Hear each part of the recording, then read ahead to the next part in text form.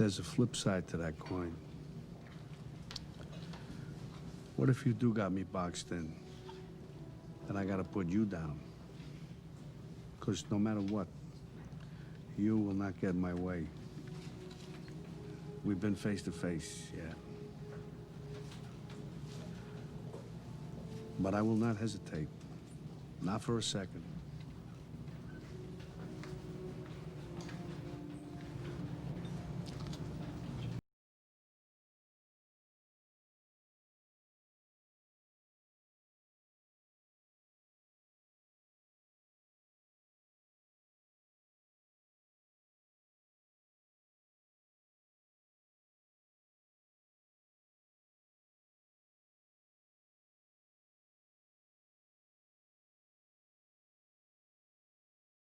Tell us what you think.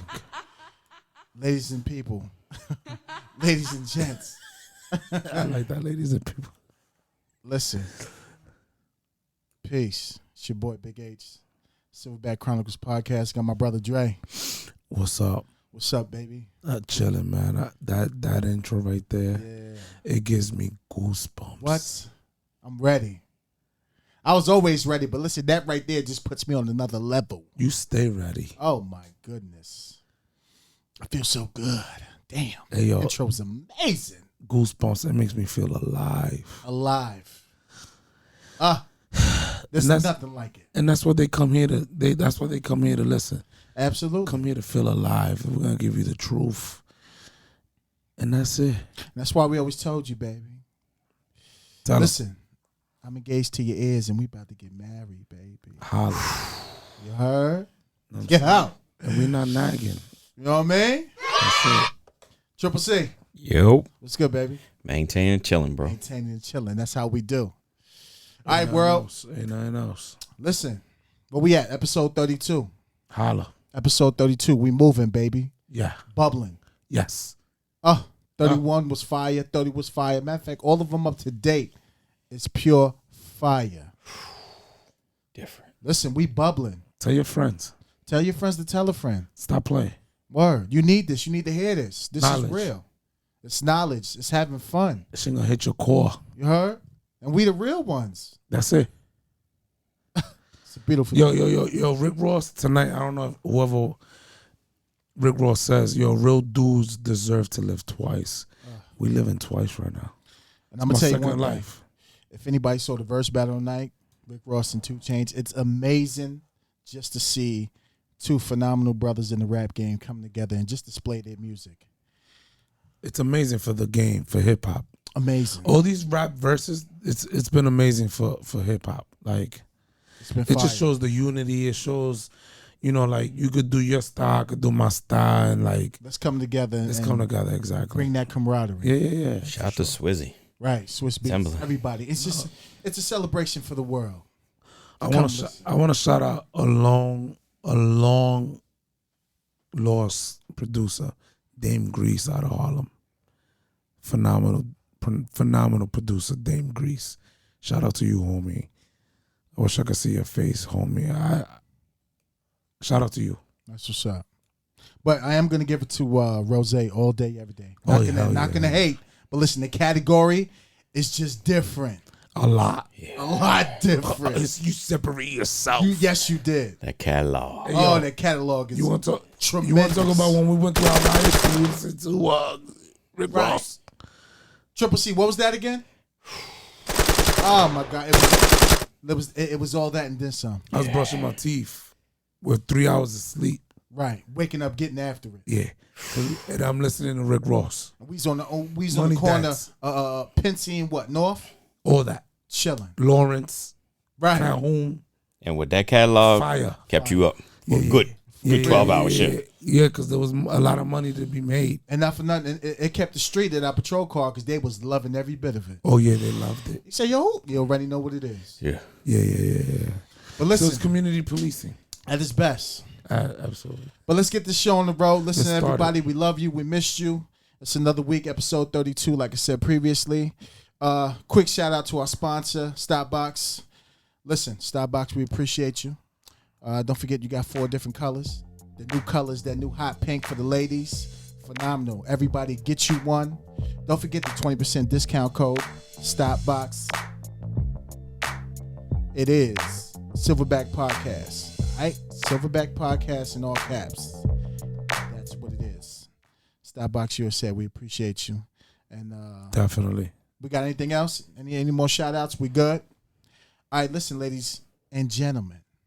We got a special guest for you tonight. Holla. Yeah. A special guest. This gentleman has been on the job now for how long? 13 some more years. 13. 13. Yeah. 13. Woo-hoo-hoo. But listen, he's a brother, a fellow Silverback, and he also, what is he, Triple C? Silverback. All day, every day, straight up and down like 6 o'clock, baby Paul. You heard? But yo, this gentleman also dig our pictures. He's a photographer on the side doing this thing. Yeah, man. A detective on the job with us. Yeah, man. Let me get a shout out to my brother, Vern. What's up, baby? What's up, brothers? What's good, man? First of all, thank you for coming out. Yeah, man. Thank you. Thank you for having me. Guys, it's a pleasure, bro. Listen. Yeah, thank you for coming out. We appreciate you showing up. Yeah, man. I appreciate, man. Before I say anything, man, that intro, son, yo, What it's about gonna be my theme song, bro. Yo, everywhere I walk, bro, I'm just gonna have it playing in my pocket. Yo, listen, make it your like alarm clock. Yo, I'm serious. It's gonna be different, yo. They're gonna be like, yo, what you doing? Like, yo, hold on. Right. I'm gonna hit the button, let it play. Right. Then I'm gonna walk in. Right. Yeah, son, it's different. But we can't converse until that plays. Yes, sir. I can't talk to you. Can't talk to you at all. Until my theme song come on, bro. Right. Y'all just gave me my theme song for 2020, bro. That's it. For free. Yes, sir. Listen, we appreciate you. Yes, sir. You're our brother. Tune in, bro. Yo, make sure y'all share this with Yo, somebody. I just want to thank you, like, on the air. I mean, I already thanked you plenty of times, but that photo shoot you did for us in an hour and a half, maybe, Yeah, man. We rocked it quick. in two locations. Locations in One of the locations was Bygone. Shout out to them. Yes, sir. Atlas Restaurant Group. They're all about bridging the gap. They love us. They love everybody. Phenomenal food. And you showed up, and we did our thing. Yeah, man. You know, it only take me a second, bro. If I got the camera in my hand, man, I make magic. Now you was blazing on that. Yeah, camera. bro. No, y'all make it easy for me though. Us? Yeah, man. Like I said, I Big tell people Brown, all the Little time, Brown. man. I just need a subject matter, man. Y'all give me the opportunity to create whatever I see in my head, man. So it was dope, man. I love it. That's dope. Nah, it was definitely awesome. You did your thing, bro. It didn't take long at all. 2 locations. As soon as we got there, all right, and my thing was we wanted to live it through your eyes. So whatever you want us to do, listen, I'm all for it. I'm game. Yeah, I appreciate it, man. And for all the fellas, listen, your girls out here tell you she got to do that 6-hour photo shoot. It don't take that long. Don't take that long. It don't take that long. Tell what is she doing? She Right. just signed with them extra 3 hours. I don't know. What are you doing all them hours? I'm Right. about to punch my wife in her face. Oh. No, What are you doing? Behave yourself. The first No, hour but- was shooting, second hour was drinking or something, maybe. yeah, no, that's dope. Yeah. We really appreciate it. No, man, I appreciate y'all, man. I appreciate the vision, man. We put out one picture, and It went crazy. it shook the room a little bit. Yeah, man. Y'all listen, bro. And we still got like, I don't know, 22 more Yeah, yo, it's that we holding in the stash. yeah. That whole shoot was it was a vibe, man. And I tell people all the time, man, I see images, I see pictures. And it was a shot that I seen y'all in, man. I was like, this is it. Right. This is it, man. And I saw like street cars behind you, the blue lights, red lights behind you, graffiti, bro, and so it was just there. With the street cars and all that, we ain't even put that out yet. Yeah, man. Y'all We Oh. have to they do it ready now. for it. Yeah, what am I get? We Yeah, have what to we do gonna it now. We do? have to do it now. But you man. know Put what? them out. That separates you from the rest 100%. because you're not just a photographer. That shows your vision as an artist first. Your and talent, foremost. yeah. And Thank you. You take time to work on your craft, and we see it just by being there. So it's amazing what you do, bro. And just want this chance to get out there, let the world see and know I about you. appreciate y'all, man. Because they do know about you, but we're trying to get to a wider scale. What's your Instagram for the people that? It's VS Davis Photography, VSDAVIS Photography on all platforms. Check me out. Awesome. So, yo, where you from? Baltimore, Maryland, son. Born and raised? Born and raised on the playground when I spent most of my days. Okay. Oh, okay. That's what's up. Are you a West Side, East Side guy? Where you from? It's difficult. I'm from the city, bro, because I was born in the northern part of Baltimore. Okay. I lived when I was a child on the west side of part of Baltimore, Papa Grove, Emerson. Then when my mother, we went over there and we got our first house on Wolf Street on the eastern. From there, we went from Monument and Ashland. From there, we went back up to the northern, bro. So I like all over. I lived all over. I lived all over the city. For all man. those blocks, can I get a little bit of? Yeah, man. Shout out East West. Like when I tell people like I'm from the city, like I ain't a part of the city I haven't touched, bro. I love it. Yeah, Baltimore, stand You've up. been all over the city. Yes, sir. And like, did you see a contrast? Or is there a similarity from being east, west, north, south? Yeah, it's definitely a difference. And when I was younger, like East didn't go with the West, West didn't go with the East. Like before, I didn't know it was South or North. It was just East and West. Mm-hmm. But I would say the East Side guys are a little more rowdy. The West Side guys, if they chill until you get them to that point, then they can turn up real quick on you. Really? Yeah, man.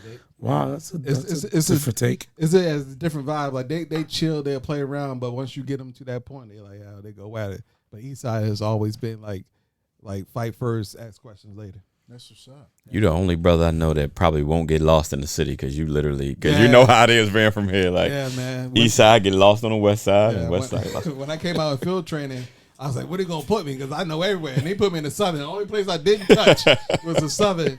And when I was in the Southern, then I realized I had family down there. I said, dang, bro. So it was like, we from the city. We from Baltimore, man. So there you go. Triple C stamped it. Like, whoever comes in town, hit up his Instagram. He'll give you a tour of the city because you won't get lost. Absolutely. Yeah. And, it works for officers, too, because when I left the academy, I was just playing in the East Side. Yeah. You know what I'm saying? So when I would go work over West for overtime or, on the detail, I don't know where the hell to go. Even dudes are like, you ain't from now, I'm from the East Side. Yeah. Oh, all right. No doubt. But yeah, it works for officers too, because I know nothing about the West Side. It looks real different, don't it? It's real different from the East Side. Completely different. Man, right. I know where all the chicken box and half spots are, bro. Hit me up. Well, remember when we used to eat breakfast? When we used to do like after the riots. Oh, over on I forgot. They don't got that place no more. It's no more. Nah, Is it the fish spot by the Northwest? No, it's a dope. It was a dope soul food breakfast. Spot. Yes. Yo, amazing food. Yo, and it's no longer there. No, it's not there. It was Shout out to them if they ever hear us, man. Like, it wasn't even chicken waffles, but they had everything. They had fried catfish, grits. I mean, you name it, they had it, and it was soul food. It was dope. And they took care of us. They loved us. Absolutely. We was in there Shout every out to day. you guys. Like, if you ever hear this, open back up. Much respect. Yeah, let us know. We'll come to your kitchen. Show you Absolutely. out. Open back up in like Fed Hill or like yeah, we'll come get you. Right. Send me a plate. I'll be there. We'll be there. But yo, how much time you got? 13 years on? Yes, sir. Going on 13. September will be 13 years, man. Good for you. So listen, why Baltimore City Police, bro? Yeah, so when I was younger, I was really into church, and my mentor to me was a school police officer. And at the time, I was working like Payless and all that stuff. I was like, I'm trying to figure out jobs, working at the Port of Baltimore.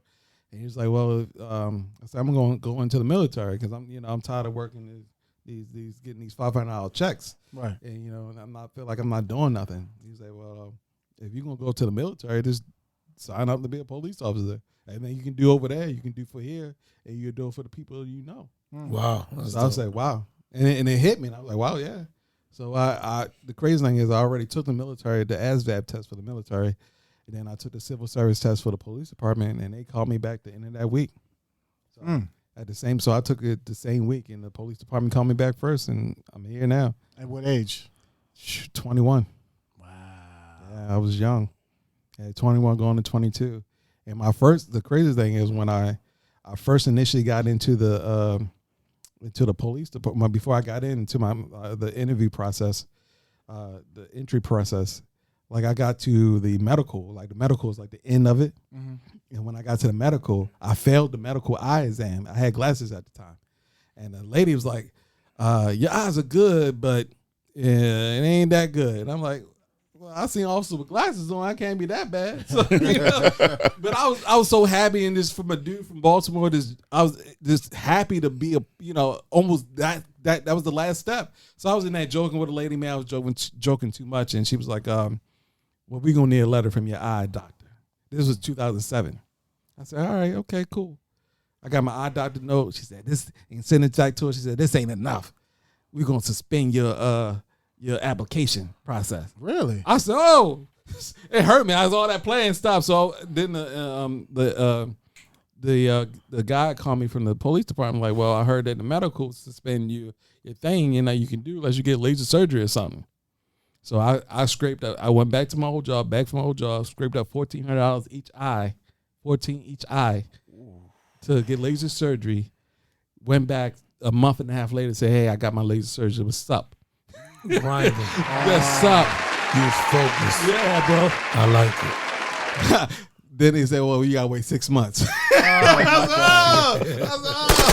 He said, you got a medical procedure, you gotta wait 6 months. I said, I ain't no officer, that don't apply to me. Yeah, so they made me wait 6 months, and I started September of 08, bro. I started in 07, like the summer 07. I didn't get into the following summer. Well, it worked out. Yes, sir. They say good things come to those who wait. Yes, sir. You gotta work for what you want, bro. So I worked for it. Patience is everything. Yes, sir. Yeah, that's dope. Wow. So, damn, you got on job since she was 21. So Yeah, like when you came out of the academy, what was your first district that you was assigned to? Yeah, so I field trained in the Central. Shout out to the Central. Back in the day, once you field trained, you had to go to what they call the crime suppression unit. Well, it was just a foot unit. We was housed up in the Northern Parkway, the sheds, and then we would go deploy all over the city, mostly downtown. And after that, I did that for about 4 months. And you don't realize how much you love a job until you and your feet for 4 months, bro. And that's when we worked 6 and 2 back then. 6 and 2, 6 and 3. So you working 6 days straight 8 hours walking. Damn. Ain't no sitting down. Yeah, walking. I'm not with that. It ain't no joke. So I'm a bad. I was looking at Baltimore County, Howard County, like, yo, I'm trying to get up out of here, y'all joking me. So then after that, I went to the Southern. I worked patrol, got into started doing a lot of drug arrests. From there, I went to the northwest part of Baltimore, and I got into the drug enforcement unit. Back in the day, you had a flex unit, you had a bike unit, you had an ops unit, and you had a drug enforcement unit. It was like this felony drugs. So my first day in the northwest in patrol, bro, I got like 13 lockups in one day, bro. That's dope. Since then, we've been defunded. So yeah, so since then we've been way defunded. Way defunded. Yeah, so. man, it was crazy times, but I loved it, man. Doing undercover work, yeah, bro. This work cars. We had a taxi cab. We had this different other kind of undercover vehicles that we just sit up in a block and just hit them all day long. And it was a great vibe, great feeling, just a different type of policing. Was it effective? Like, did you drive crime down? For a week or so. And it's one of those things, if a block is a block, you can only shut it down for so much, because what happens is whoever's supplying that block will go and just get a new young guy or young girl to come in and sell whatever they need to produce. So that's what we try to do. We try to, like, that's what that unit was. We try to figure out who was supplying that community, and we got close to a couple of them. We shut a couple of them down, but as soon as you shut one down, then another crew will come and take open right block. back up. Yeah. So they adapted to our tactics. Yes, sir. Every day. It was one block, man. It don't matter how many bodies you took off over it. It was a 24-hour shop. It don't matter how many. But I don't know where they got these guys from, but they never. I think at a point they was giving up bodies, like, yo, go ahead, take them. I know y'all be satisfied. Take these few pills. Wow. And that's when they was giving out testers heavy. Like, testers was like it'll just be a whole bunch. Explain to the world what testers are. So testers were like, so if a block had a new drug or they add something new to the drug, they'll call. I don't know how it wasn't no cell phones back then. It was like an all call to all the junkies around the block, and they were like, yo, they giving out free samples, like free samples of whatever the drug they was selling on that block, and they'll all meet in the alley or somewhere in the cut, and they literally would just serve about 100 to 200 people at a spot, and you'll get there, pull up, and to see 200 dudes just running in all directions. You just try to grab one of them. Like roaches running when the lights cut on. And if the crazy thing, if you see the dealer in the middle, because he's usually in the middle, he'll throw whatever he got up in the air, and all the junkies would be just fighting on the ground. So it's hard to get to the dudes. So you just grab one of them and a couple pills, and they try to launch the pills before you get them. That was crazy. But dude, times are different. But they will let you get the dude that was giving out testers in a little sample. Like if you got like 10 baggies or whatever, you can take him. You know, like I think that dude, his whole game was that day. Like, yo, we gonna get them to take Ray for the day. You know, and while we rock off, you know, we happy. We got Ray with a couple bags, and you know, they like, all right, now let's get the business. Right. So we ain't really stop it. We put a dent in it, but we ain't stop it. How long did you do drugs for? I did drugs for 2.5 years, and I got injured fighting a suspect in reference. We did a case. So we used to watch cut shops. Can I explain what a cut shop is? Please do. So Absolutely, please. So a cut shop is like one of those fake stores that like you got a T-shirt in the window, a pack of gum, and a soda machine, but ain't no soda in it. But the real business is in the back room. So they sell packaging material for drugs. They sell paraphernalia for drugs, all that stuff, so the guys can go. It's like a drug market. So we will sit on a known packaging cut shop that was in the northwest part of Baltimore, and we watched it. We saw a dude come out with like 10 bags. Like, oh, we're gonna follow him. And back in the day, we had different cars, so we followed him all the way back till we got to the home that he was in. We watched the home for about an hour, 2 hours maybe. The guy come out with 3 duffel bags. He throws it in a car. I said, oh, here we go. So we called we had an arrest team that was in a uniform. Then we had 3 plainclothes cars. He pulls over. So now the option, the only how we stop him is we gotta find a traffic violation because he's in the vehicle. We can't just have him on our suspicion alone. So we wait for him to do a traffic violation. We stop him. We get him out the car somewhere around Forest Park in the northwest Baltimore. And when I tell you, man, this dude fought us for about, it felt like for hours, but it was probably about 5-10 minutes. And it was to the point that we was all sweating. We was all banged up. We tased this guy 3 times, pulled the prongs. He pulled the prongs out of his chest, drugs all over the street. It was crazy. So, and during that arrest, I tore my ligament in my thumb from the tip of my thumb to my wrist. And back in the day, and the drugs work, if you can't work, you get replaced. So I had surgery. I was out for a while, and then they replaced me with somebody else. And from there, I applied for. There was an opening for media relations, and I applied and I got it. Nice. Yeah. That's dope. Yeah. Now, what you do with media relations? Yeah. So when I got to media relations, a little kudos to me, but I was the youngest black spokesperson in the country in the police department. Wow, that's dope. I was 24. I was 23, 24 years old. Fire. Speaking to thousands of people on behalf of the police department, the 8th biggest police department in the country, bro. And it was crazy, and it was I felt good about it. Like I feel like I start feeling myself a little bit, man. I've been on not that much time, and you there, and the different experience of like. So let me explain what media relations do. They are like the third person between the community and the police department. So we put out press releases, we do pictures, videos, photos, anything that you're looking on your screen, Facebook, social media. I was one of the first people to adapt the police department into social media, into the Facebook and the Instagram. We were doing a show on, I forgot what's the name of it. It was through Twitter, and we was doing like a little it was called BPD TV, and we used to do like daily, on this day, Northwest is looking for suspects such, so that's cool. Yeah, Like innovative, like a little innovative. So we that was already going, but I was like, we need to go reach out to the social media. That's what we're pushing it. So we did that, and I did that for a few years, and from there I went to the District Detective Unit, which is called DDU, and I started in the Northeast, and that's where I met you gentlemen, man. Right. Yeah. That's what's up. Yeah. Wow. So That's dope. a lot in a short period of time, Yeah, man. bro. It's amazing. I worked in every district but 2 districts in this police department. Really? Which were the 2? I haven't worked in the Northwest and I haven't worked in the Western. Wow. Wow. Yeah. That's what's up. I worked overtime in them, but I haven't worked like physically was assigned to those. You went districts. around the clock, except for Yeah, man. That's what dope, is it, man. 7 and 8. Word. Yeah. That's what's up. So, wow. So, how do you feel your experience?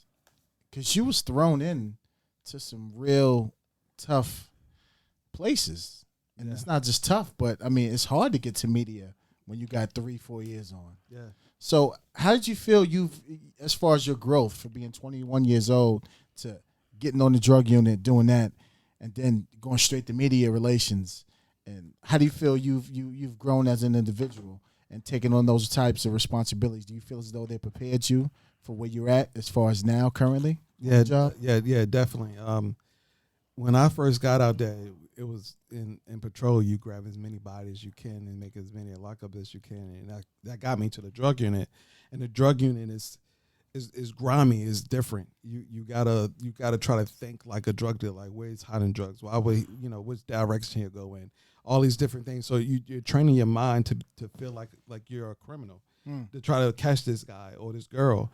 And that's why it's a cat and mouse game. Yeah, right? it's a cat and mouse game. So The biggest cat and mouse. Yeah, because the big ones it's hard to catch because they change cars different. They don't have nothing in their name. Right. Like, so you got to start to think like them. And when we in the drug enforcement unit, you're doing nothing but felony drugs. So we going after the big guys.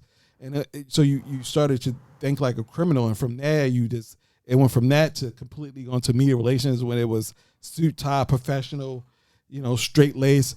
And it was times that the majors or sergeant would tell me, do a quick story. I was at a movie theater. I was in media relations probably about a couple of months, in 6 months, and I was the only black face of the police department at the time. And I was at the movie theater when the Harbor Park movie theater first opened down on President Street. I was there, and a lady recognized me. She said, "Oh, you the officer from the BPD that be telling us on the news?" I said, "Yeah, ma'am, thank you. Nice to meet you." And apparently she knew, one of the commanders, commissioner, whoever, and she called him. And while I'm sitting in the movie, I get a phone call from a commander, and he's like, "What you got on?" I said, "Excuse me, sir." He said, "What you got on?" I said, "Some jeans and a t-shirt, just out chilling." He said, "Nah." He said, "Somebody saw you. She said you look like one of them homeboys. She said you wasn't representing the police department in a good light." Really? What? Yeah, bro. And you was at work? And I was No, off. you was on your day I off. was on my off, and so I had Like a to day learn- off. You Yeah, was so on I a had to day learn off. about anonymity. Like, I had to learn like it's no longer Vernon Davis. You're everywhere you go, you're Detective Vernon Davis from the Baltimore Police Department. Right. And you are the spokesperson of the Baltimore Police Department, and you got to dress accordingly. You got to act accordingly.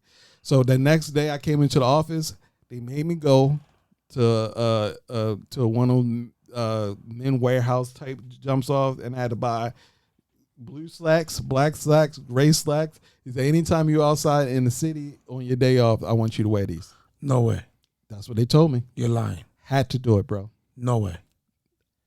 Hand to God. What year was this? This was, 12, 13? No, Really? that was 11, 12. 11 or 12. Yeah. How that made you feel? Like what happened? So I was mad at the time. I ain't gonna lie, because I'm like, oh, I'm off duty. I'm chilling. I'm good. Like, why? On your time off. I'm on my time, my personal time, And I had to be, and they told me, you don't, now it ain't you no more. You are the Baltimore Police Department. Well, I guess because in media relations, you're the face. You're the face. So the public see you. Yeah. So you always got to be professional at all Exactly. times. So when people saw me, they didn't see Vernon Davis from East Baltimore, West Baltimore. They saw Vernon Davis, media relations spokesperson, the dude that told me about what's going on in the news in the police department at night. And it was a real hit. And like it made me grow up overnight, like really, really, really quick. That's reality check. Yeah, it was like, wow. So, you know, to tell somebody that you can't wear clothes, a certain type of clothes, it was different. But it made me grow up. It made me realize how responsible that position was. Absolutely. And I had to adapt to it. Like, you know, had to learn how to say words differently. I'm from Baltimore, so we like Baltimore. Slang is different. Or a Saturday. Right. You know, and I didn't realize I was saying words incorrectly until I went to media relations. I was speaking to a reporter, and she was like, "What? What's that? Right. What did you say?" Mm. And I'm like, "Wow." You know, and to me, it was this normal language. And to her, she, you know, I was speaking Ebonics. I was speaking like hood, and I was like, "Oh." But you know what's crazy? Like the winning attitude that you had, the fact that like you took what they told you to do, you went and got the clothes from Men's Warehouse and accepted it and was like, yo, all right, no doubt, I'm gonna do this, even though it's my day off. Yeah.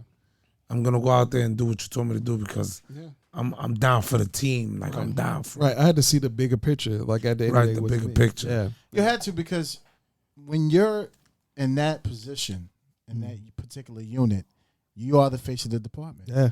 Especially you talk about social media. Mm-hmm. So when people see that, they see your face. Yeah. So constructive criticism comes along Yeah. with that. Yeah. You know what I'm saying? Yeah. So, I mean, It was It's- humbling, it's- bro. humility is everything. Dude, it was crazy. everything.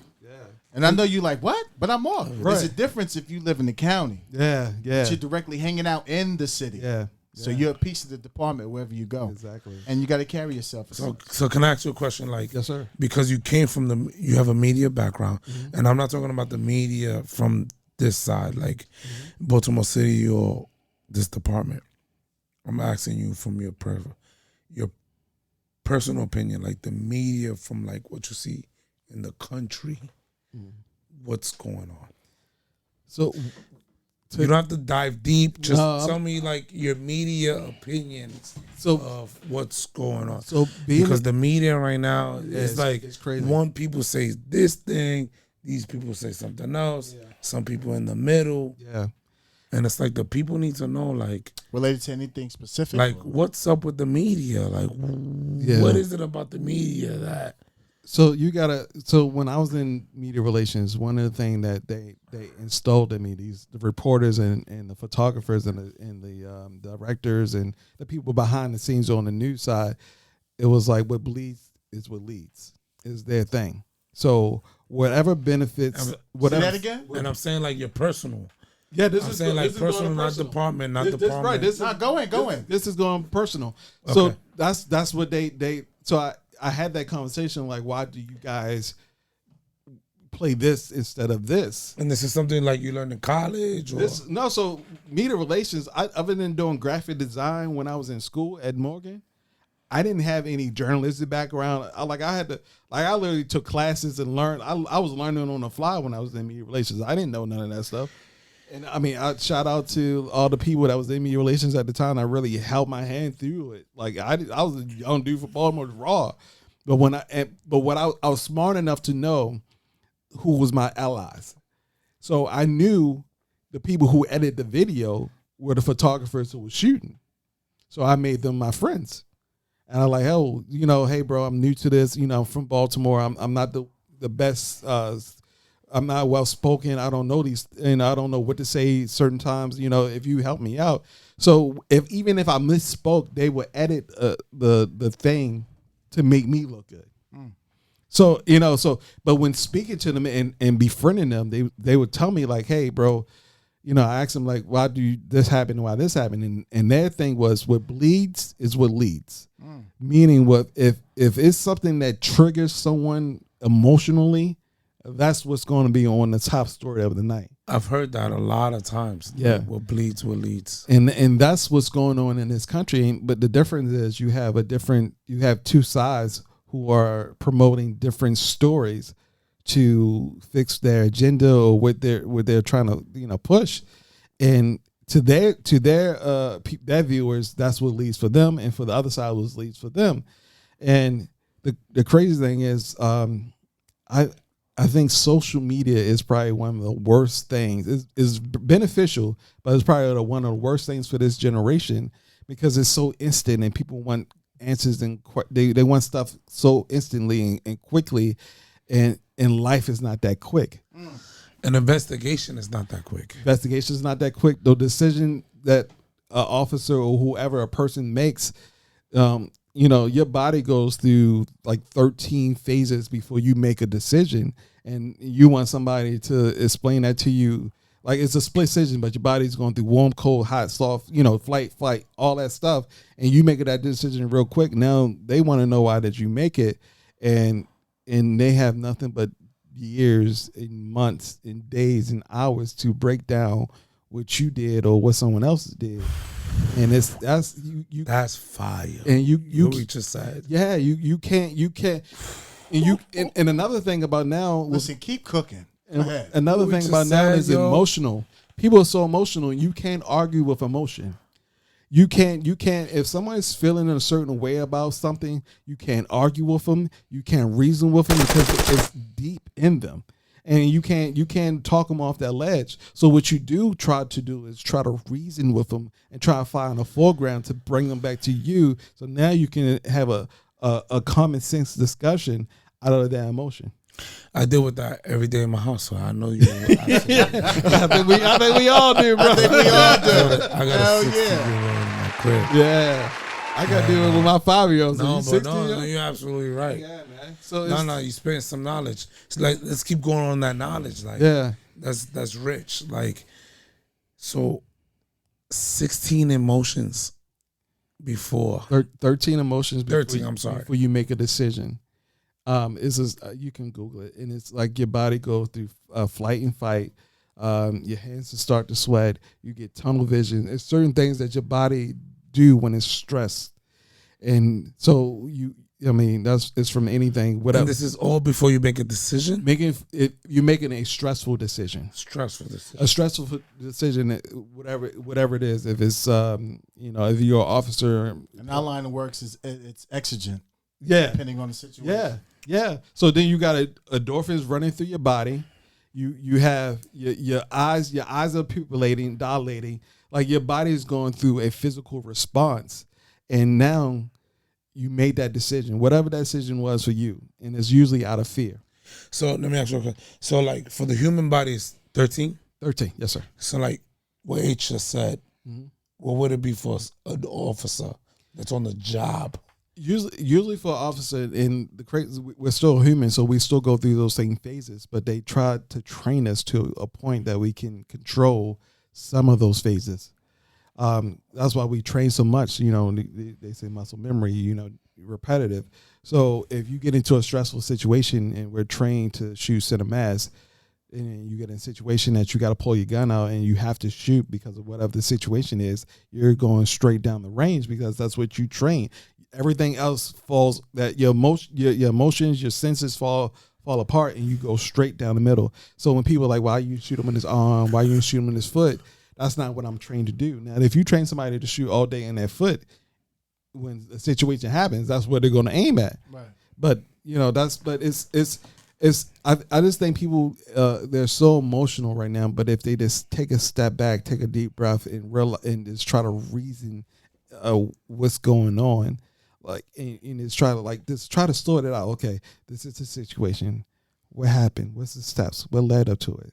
And a lot of times people are just they're looking at the end result of a video and not understanding like the full aspects of what happened. They just want an answer instantaneously, and it's never that quick. It's never that fast at all. Yeah, because an investigation takes a long time. Yeah, absolutely. Yeah. Yeah. Now that's awesome, bro. That's amazing. Phenomenal intro, Yo, bro. you Oh, just man, dropped listen. some- My you just goodness. Dropping gems on them. Oh, I did. Man, it's that Hendrix, son. What is that? In the show, we don't allow that. Okay, I'm No, sorry. it's all good. I'm sorry. It was, I'm sorry. joking, I'm it was joking. a present for you. I'm That's sorry. for you, that's It's for that you. purple haze. No, Right. I mean, hey, The Drake. The Drake. shout out to Cameron. Right. All right, now. Hey V, just a quick question. Yes, So sir. when you're as a person in media, what not really what advice, but I would say what would you tell people before they either post something or something before they comment?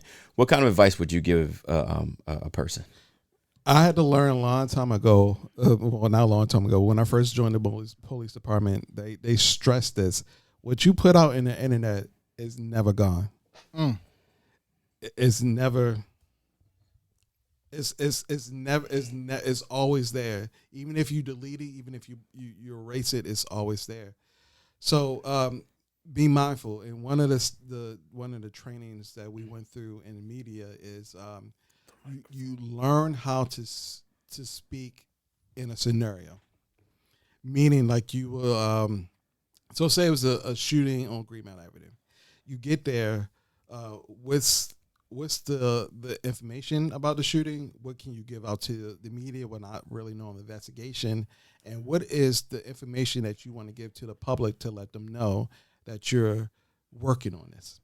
And that same thing I use constantly when it comes to my personal media life. Like, what am I putting out to the world? What is the information I want you to get from it? And what do I want in return from you? That's awesome. Yeah. Wow. That's awesome. Wow. Now I got a quick question. Now, where did your passion for photography come into play? Was it something that you always had a vision on doing, or when you came to media relations that you was dealing with the camera a lot more and behind the scenes? Well, because your photography is Fire. Man. Talk to your boy, son. Lego. Candela Manteca. Oh, man. Dude, listen. Man, I appreciate it. On social media, what is it? On social media? It's VS, Instagram is VS Davis Photography. Twitter is VS Davis Photography. I mean, you did our photo shoot and like. I know, man. I'm about to post it. Dang, listen, man. Listen. So my art background comes from like I can draw, I can paint, I play the piano, I play the trombone. You play trombone? Yeah, bro. Son, I played that in elementary. Yeah, son. man. I was in a jazz band at my school, Lake Clifton, bro. Get outta here. Yeah, Okay. man. I play. Wow. I'm an artist. Like I sculpt. I can do sculptures, paintings. Wow. Might do an intro for us, man. Yeah. Might do an intro for us, man. Do you have sculptures? I do have sculptures in my house. My mother had most of for them. sale? I haven't sculpted in a while because you need like to fire clay. You need a kiln. You need all these different things. Oh, you but- was on your go shit. Oh yeah, bro. That's yeah. That's my passion, bro. I Nice. So like we can, art. so we can get a silverback. Oh yeah. You know, Can we get a a culture? Yeah, Yeah, you know what I'm saying? That's why I Right, really yeah. got to. I was like, That's why I asked you about the artwork earlier. Like I know y'all got something, but I can put my little flair to it. That'd We be need dope. that. Yeah, we need that. I mean, you throw a wrestling belt in there too. You know, I'm an old school Yeah. WWF Oh, yeah, fan. yeah, I'm an old school WWF fan. I see. That's dope. Now, real quick, with you said you played the trombone. Yes, sir. Now, that's something that did you pick out playing the trombone? Because I know I wanted the saxophone. Yeah. So now I want Wait, to. wait, And wait, that was wait. like, I've been your partner for how long? You play the saxophone? no, I wanted to wanted- play it, but there Oh, was you like, yo, wanted to play it. only things available for you right now is a trombone over there. So go learn how to play. Yeah, my old music teacher, Lake Clifton, man. Shout out to him, man. He's no longer with us. Oh, God bless his son. Yeah, bless he was like, I think I came in there and wanted to play the drums or something like that. And Right. He's like, no, you play this trombone. Okay, I said, okay. no doubt. I said, and playing the trombone, man. It's a told you. lot of muscles and Burn, burn, and on burn, the scales. burn. Yeah. bro. But once you get it, man, it's so fluent. It's one of the great sounds of jazz and from instrumentals. So I love playing the trombone. So from trombone, I played a little bit of the piano. I played the drums. I also was in Baltimore about marching bands. So I was in the what's the name of the marching bands? I was in a Baltimore marching band for a while, so I played the drums. But art has always been a part of who I was. From my mom, my brother, my mother's brother, my uncle. He could draw. A lot of people can draw. So that was my hustle in school, in middle school, high school. I was drawing, painting shirts for them, like fabric painting on shirts and selling them $35 a pop. Wow. I was hustling early, bro, and it's always stayed with me. So from I picked up my first camera from a art program in middle school, high school, and I haven't looked back since. But I went to school for Morgan State for graphic design. So one of my, and I even forgot that I even picked up a camera when I was younger. But so I went to school at Morgan, and my graphic design teachers like, in order to be a good graphic designer, you need to take pictures of your own pictures, so you don't have to pay nobody else to take your pictures. So I brought my own little camera, and I haven't looked back since, man. That's Wow. Yo, you know what's crazy? That's dope. Like, my little brother, he's Dre Perspective on Instagram. Okay. A couple years ago, he wanted to come down here and like continue his photography career, but he wanted to leave New York. No, stay in New York, bro. You know what's crazy? Yeah. I said, come down here. I'm gonna get with you. Oh, really? Yeah. And I'm like, you could be his understudy. And he's like, no, I'm gonna stay in New York. Guess what? You're here. He's there. Shout out to both of y'all. And yeah. But I wanted him to learn from you though. Yeah, I appreciate that, man. Not because your shoots are insane. insane. Correct. Insane. Your shoots are insane. And I can see why. Like this has been since you were little. Yeah, it's a part of me, man. Like It's art, a part of you. yeah, it's a part of me. That's dope, bro. Yeah. Phenomenal intro. Yeah, thank y'all, bro. Crazy. Thank you, bro. We appreciate that. Triple C, what we got? We are into Silverback news. Nice. So, as it is loading up right now, the governor signs a new law to protect police. The governor of Georgia. So, House Bill 838 creates a new crime, bias-motivated intimidation, which would apply to death and serious injury of police officers. House Bill 838 creates a new crime. It's bias motivation intimidation, which would apply to the death or serious bodily injury of a police officer, firefighter, or emergency medical technician. The crime would also apply to any time someone causes more than $500 in damage to property owned by police, firefighters, or emergency medical technicians because of actual or perceived employment as a first responder. I'll let you all go in on that. I think that's dope because, like, I'm not going to dive into it, but the fact that he had a first responders is amazing because on the news, they only talk about police officers, but when we hear our radio, they're talking about firefighters. Firefighters get into fights all the time, right or wrong. Oh, yeah. EMS, paramedics, they get into fights all the time. And they call us to come and assist. But like the news, because it doesn't fit the agenda, they only use us for police or whatever. So the fact that this blankets all of us, I think it's amazing. I think it's dope. Yeah, I think it's dope. It was Governor Brian Kemp. Any way to help the police is definitely, much needed, especially what's going on now, the lack of police respect and people actually targeting police. It's the world is horrible at this point. Yeah. They don't respect law enforcement, they don't respect first responders, and it's a disgrace. So any help to help us in Blue, man, I'm all for it. And it's got to be a shift, man. The world, you can't allow a few bad apples like tarnish an entire department and tarnish police worldwide. Because where you gonna get? We're here every day, all day, and we serve proudly. We love what we do. Yeah. But yeah, I appreciate that, Bill. And that's in Georgia. It's in the state of Georgia. So A lot of people don't realize, like, I don't know, but the police, some people in the police, some emergency response people in the police department, EMS and fire, wear vests in the police department here in the city, in Baltimore City in the fire department. But there are certain states that the EMS has to wear vests because they're constantly attacked or targeted. yeah. So for Georgia to pass a bill like this, man, that's awesome, man. It's just groundbreaking. I hope other states look at it and see what they're doing down there. And I also see that officers can actually file lawsuits against civilians, huh? Mm-hmm. They try that. Persons, groups That's that awesome. infringe on their civil rights. That's cool. And they should enforce that. Mhm. And definitely, as soon as you hit them with a citation, that goes up to $5,000. I'm pretty sure they stop the nonsense. Yeah, 5 years, 5,000. Yeah. And this is mainly this is for people who, let's just say if this were nationwide, but we're, of course it's in Georgia. We talked about it off camera, and could you all elaborate? You all get a lot of people that want to challenge the things that you're trying to do when on a larger scale. Can you all kind of talk about that? Because on a larger scale, you're trying to worry about, like, there are thousands of people. We're trying to calm this down, and you're coming at me with the, this, and this. How would this help in a situation like that?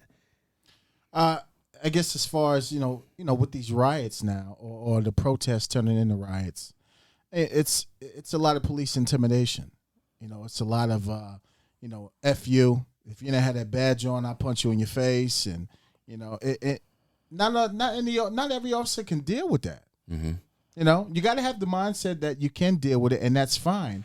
But, a lot of times people can wait for you when you get out of work, see what car you drive, follow you to your house. It's real life. Which has happened before. You know what I mean? Things it can get escalated to that level. It really can be. But I think that law is perfect. It's just, police, we deal with a lot every day, all day. It takes a lot to do this job. And a lot of minimal people don't know exactly what we deal with or go through day in and day out serving people. I think it's definitely a step into the right direction. And, like, everybody talks about police, but, like, no one ever talks about the fire department or EMS workers, paramedics. They deal with a lot. Like, let's separate us and let's talk about paramedics and the EMT guys. Like, we show up, boom, somebody's shot. They're the ones trying to revive that person, trying to bring them back to life. And they see, like, death. The paramedics, like, we see death. But the paramedics, EMS guys, women, they see death on a different level because it's, like, in their face. Yeah. Like, we show up, we see it, like, on the scene. They see it actually happening when they're trying to revive the person. Reading to pulses and all that. Correct. It's different. Yeah, so, like, they deserve 100% protection and respect all the time. And, when we talk about the first responders, a lot of times we forget about them, but they're a huge component to the service that they bring to, like, civilization. It's insane. Can I jump in real quick? Sure, Please absolutely, do. absolutely, Absolutely. absolutely. It's so right after the riots, I go back to patrol because of manpower shortage. Which riots? The Baltimore riots. Okay, in gotcha. 2015. So I'm out there, and it's been a while since I've been actually on the street. So the whole feel was different. The whole When vibe. you was out there, like, what unit? What I was just patrol? I was just regular patrol. They Which district? Northeast. Okay. So they sent me Northeast. Yeah, shout out Northeast. They sent me out of media relations to send me back patrol because of manpower shortage. So I'm there. It's like almost the end of the day. We're on morning shift. We get a last call for emergency petition type call, behavioral crisis. Lady got onto someone's porch and broke the glass out that screen door and started to cut herself. So it was blood everywhere. So 2 officers respond before I get there. They call for backup. I get there. I mean, it's a madhouse. It's people all over the place. They got cameras out. The lady's on the porch. She's flailing around, hitting herself. Glass, blood is everywhere. And someone says they like officers, be careful. She has every disease in the book. Oh my God. She got A through Z, bro, all of it. Oh. So we get that blood everywhere. So we and at the point you can hear her head hit the cement like doom, doom, doom. So me and the other male officers that was standing there like we can't allow that. we can't. She's gonna kill herself. Right. So we put gloves on. We get there. These the little hospital blue gloves. We get there. We contain her. Of course, the blue gloves rip. So by the end of it, we get her down the steps and finally try to get her. Medics finally come. There's blood from the top of my collar all the way down to my boots. Wow. I'll show y'all a picture later. I still got that picture. It's the craziest thing ever. And her son, for this, her son goes to the scene. Someone calls him like, hey, your mom wilding. He comes in there. He jumps in my face. What the F are you doing? Get that F off my mother. F you, F this. And he's literally like a nose away from me. Wow. And at a point, I'm like, do I deal with his mom who's banging her head on the ground, or do I deal with the dude who's physically right? And then your personal space. Yeah, and at the time, I'm trying to help your mother, bro. Right. And so he told us, get the F off his mother. We get off his mother. He tries to contain her, and the lady arms has swords and bumps in it. So every time you touched it, you could feel the swords and squish. the squishes in the it was the squish and the slide. So what he realized he couldn't contain her or couldn't control it. He looked at it as like, why the F you standing there? Come and help me. So we gotta love it. Yeah, so we get there. So now you need my help. Now you need me. Now you need me out. But before he gets there, some church moms come up there. Baby, why are you just sitting there while that lady hitting her head on the ground? That boy trying to help. She didn't see the first half of it. Right. She's seen it from her perspective. Right. So now I'm trying to explain to this lady, like, ma'am, he told us get off of her. Now we're trying to hold the lady back again. We get her. Peter is a kid who jumps on a porch and he has a camera over top of our head. That is insane. It was a madhouse. Wow. Just to help this lady, we had to deal with all of that. Then because of what she had, and when he finally got her medic, they sedated her. She was out. It was so much blood on our clothes. Wow. Our gloves were busted. I had to strip down in the parking lot in the Northeast District. I had some old bike unit shorts in my trunk. I had my blue sweaty, blue shirt under it, and I had to throw my boots away. I had to put in everything in the plastic bag. in a red bag, and drive it to ECU. And the next day, I had to go to the hospital and all that to get tested and all Absolutely. that. But to deal with all that, just to help his mom, and thank God, like, there's a bill like this in Georgia, like.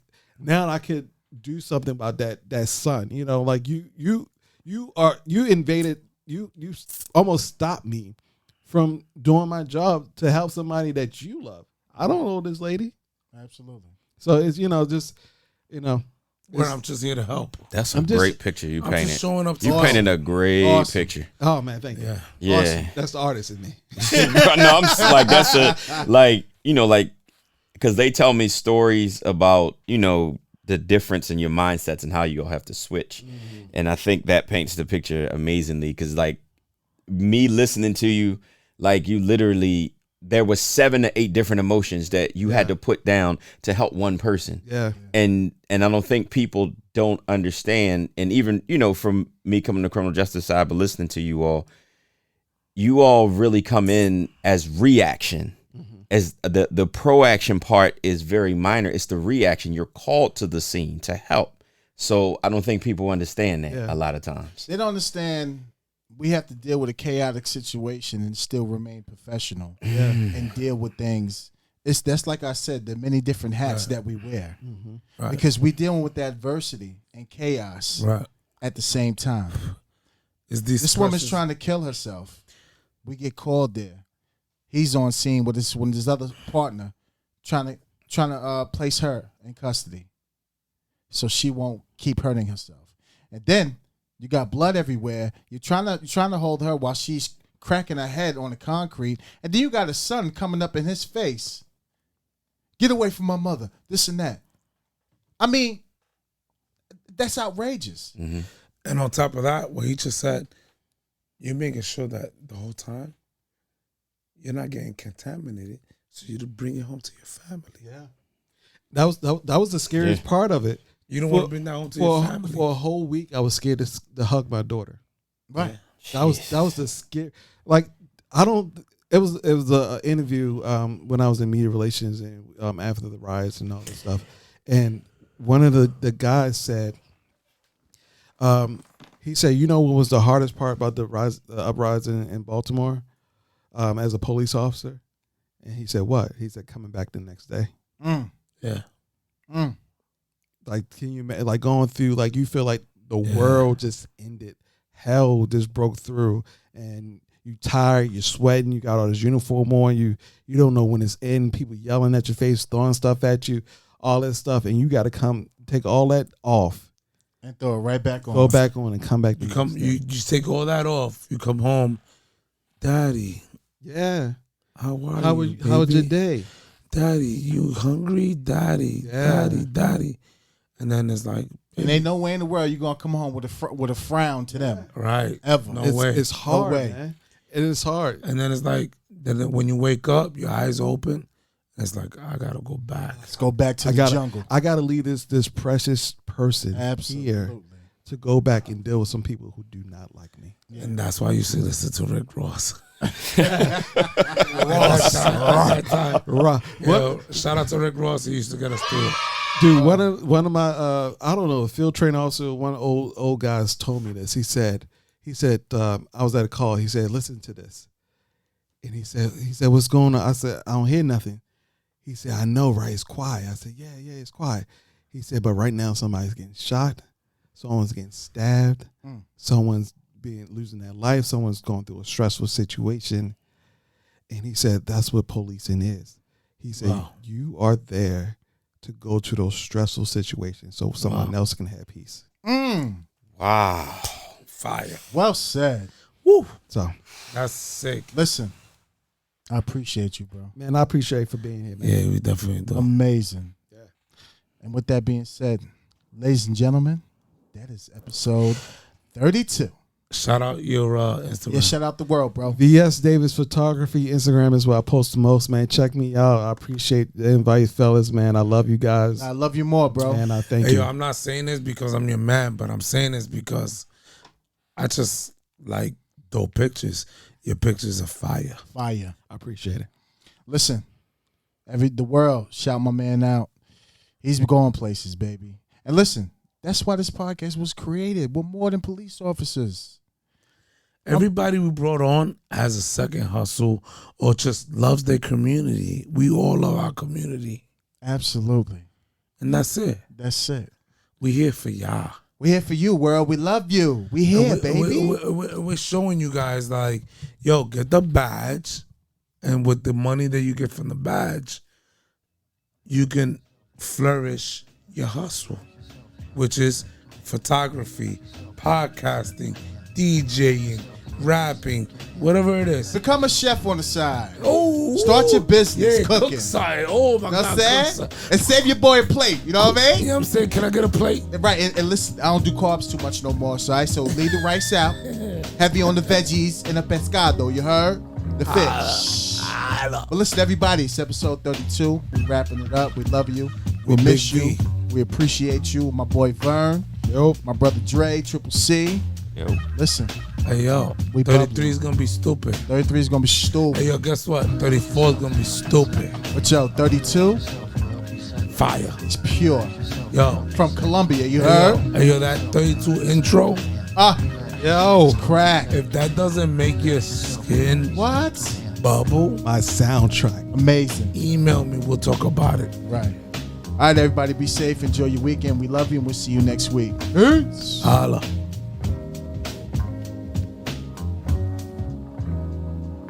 The views and opinions expressed on the Silverback podcast are those of the hosts, producers, and/or the person persons appearing on the program, and do not necessarily reflect the views and opinions of the federal, state, or local government. This includes, but not exclusive to, the Department of Defense and/or the Baltimore City Police Department.